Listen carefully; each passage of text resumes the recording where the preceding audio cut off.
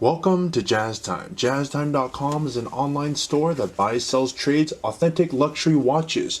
We make these videos so our customers can easily choose the best watch for themselves in the comfort of their own home. If you would like to know the price, simply click on the link in the description below. If you enjoy our videos, we'd greatly appreciate it if you buy a watch at jazztime.com, which is why I'm making this video on a Saturday afternoon while you're at home watching it on YouTube and deciding whether or not you want to buy it. So please go to jazztime.com and not someone else's website after you watch this review if you want to buy it. Without further ado, I'm going to be reviewing the Vacheron Constantin Overseas Chronograph Black reference 49150. I'm going to talk to you guys about the bezel, the dial, the bracelet, the movement, try it on, and give you my thoughts. Okay, so let's dive right in. Now this Vacheron Constantin Chronograph is one of their most popular models, and if I had to liken it to any other brands, I'd say the Royal Oak for Audemars Piguet would be also a very similar watch, and for Rolex, it would be compared to a Rolex Daytona. So, and if we were to compare this to the Patek, we'd be looking at the Patek Aquanaut or the Patek Nautilus. So those are the four competitors in the same class. Now this watch is a second generation overseas. They made it from approximately 2004, and I don't know when the second generation stopped. I want to say a couple years ago, as in probably 2015 or 17, something like that. So they've been making this second generation for quite some time now. So anyhow, okay, now enough of that, let's talk about the case. Now the case, what I think is kind of cool about this one is it's 42 millimeters. Now that's from my thumb to my index finger. Now if you compare that to, for example, Rolex, I don't have a Daytona here to show you, but I do have a another similar watch. Now if you look at them side by side, now the Rolex says that they're watch is 40 millimeters, but if you actually look at it side by side, it really looks about the same. In fact, I have my calipers here, so we're going to find out live on YouTube whether or not what they say 42 millimeters is true, because I'd like to see. Actually, it's my first time looking at this as well. So I have my calipers set here, and let's take a look at what they say 42 millimeters is. Yeah, actually it is. They actually, I have it here at 41.35, and it could be because my calipers are a little bit not exactly, oh yeah, there you go, 42. So it actually is 42, and that's, if you look at the full case, that's from left to right all the way through. Now, if you look at the Rolex, for example, even though it says 40, they're actually measuring right here. They're actually measuring the bezel. And actually the bezel goes to the very end of the case, which, so the Vacheron is slightly bigger. But if you look at them side by side, really it doesn't look much bigger. They're just Vacheron is measuring case to case. So look at them side by side, you see that.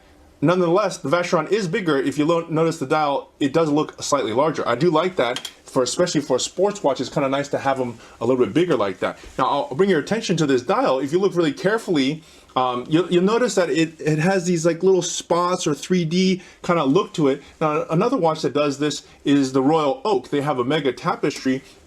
In this dial, it also has that sort of like 3D design on it. It's kind of textured, and if you look, it's quite a joy to look at.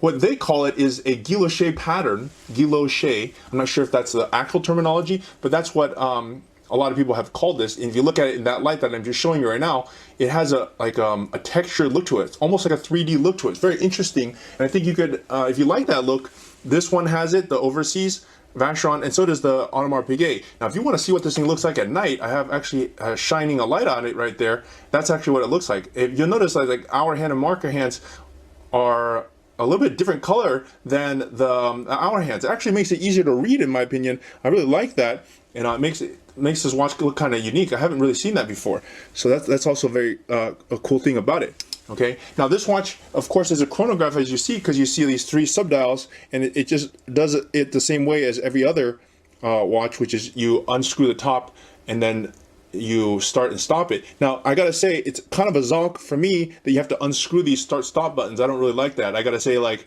the whole point of a start stop button is start and stop, not start, unscrew, stop, and unscrew. I think that's kind of like they gotta kind of figure that out.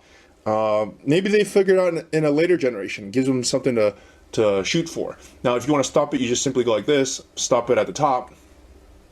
You know, some people don't mind that. You know, some people don't actually even use the chronograph feature. I think probably most people won't even bother using it and just leave it set at the 12 o'clock resting position, so it won't even matter. And it, you know, in some ways the screw down, it kind of looks cool. You know, it looks like it is. But if you look at Audemars, they also have like a screw down looking one, but you don't actually have to screw it. Like, it would be cool if you could just simply press it right there and make it start and stop. I imagine though that would probably have a problem if you went into water and you pressed it and water flooded into it and destroyed your watch. So I guess maybe that's for a reason. But anyways, I'm not the maker of this watch, I'm just simply reviewing it, so that's just something that I noticed. Now if you look at the case quite carefully, I actually think this watch is polished amazingly. I think they Vacheron, along with like other brands such as Patek, they do a great job of the polish. Now if you look here carefully, it alternates between brushed on the top and high polish on the side, and even on the edge, which is kind of beveled, it has a high polish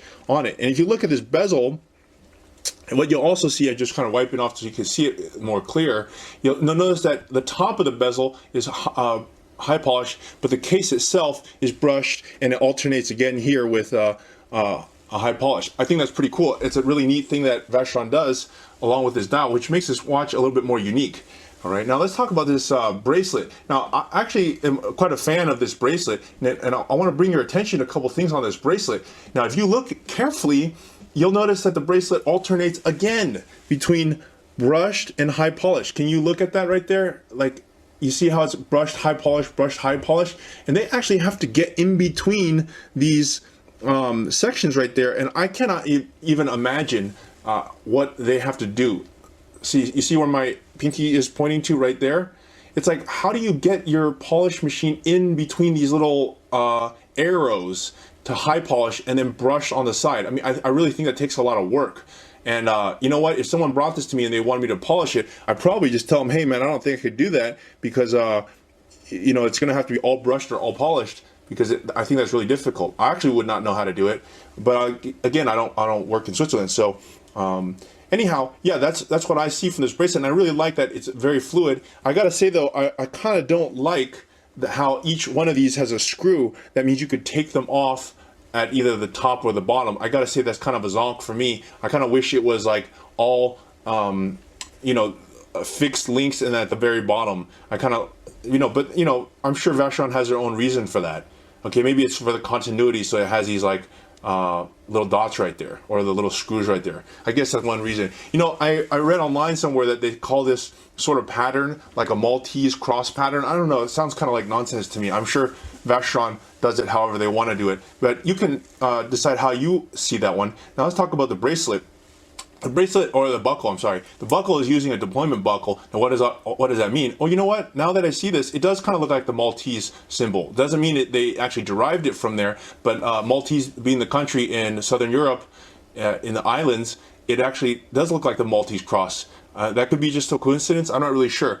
But maybe you guys know, you can leave it in the comment section below, but it does look like a very nice symbol. Now here's what I'm gonna do. I'll open up the deployment so you can see, kabam.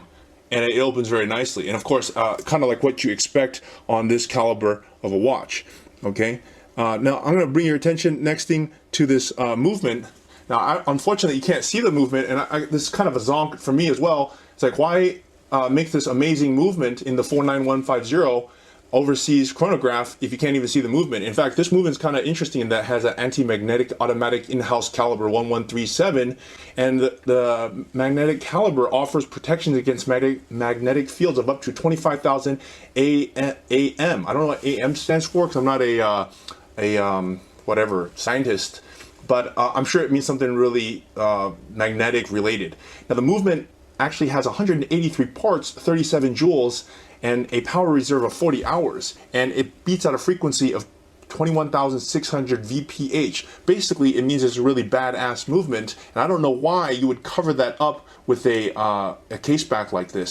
But I guess, you know, it leaves something to be desired in future models.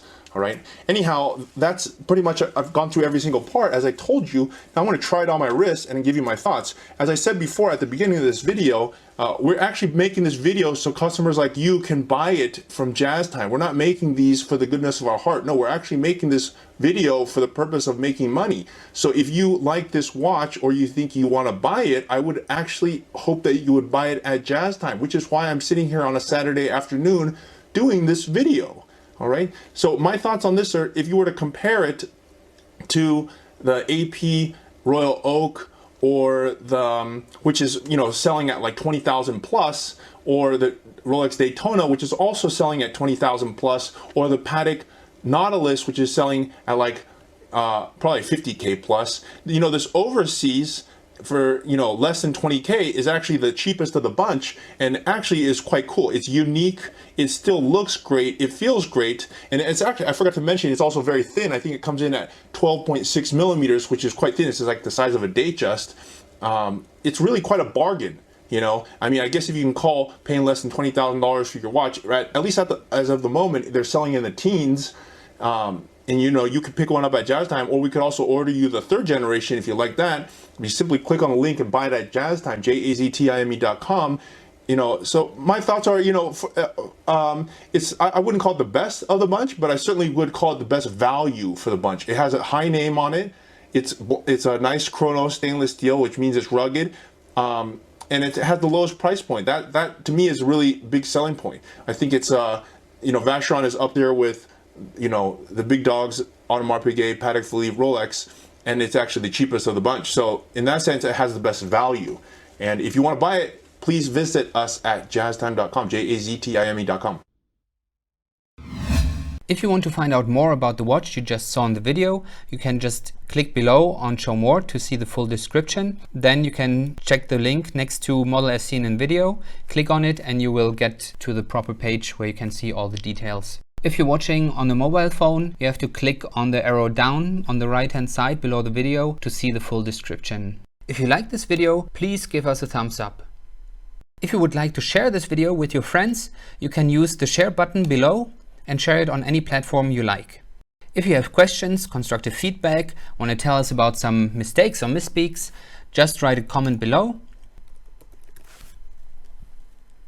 If you want to see more videos like this, you should subscribe to our channel and visit our channel page where you can find all the videos. And if you're interested in a specific watch brand, you can check out our playlists. If you want to check the price for a watch or want to buy one, remember at jazztime.com you always get a steep discount, so you should check the prices with us. If you want to know the price for a specific watch, just go to Google, type in JazzTime, plus the brand, model, and the details you're interested in, and Google will find the right page for you. Thank you for watching.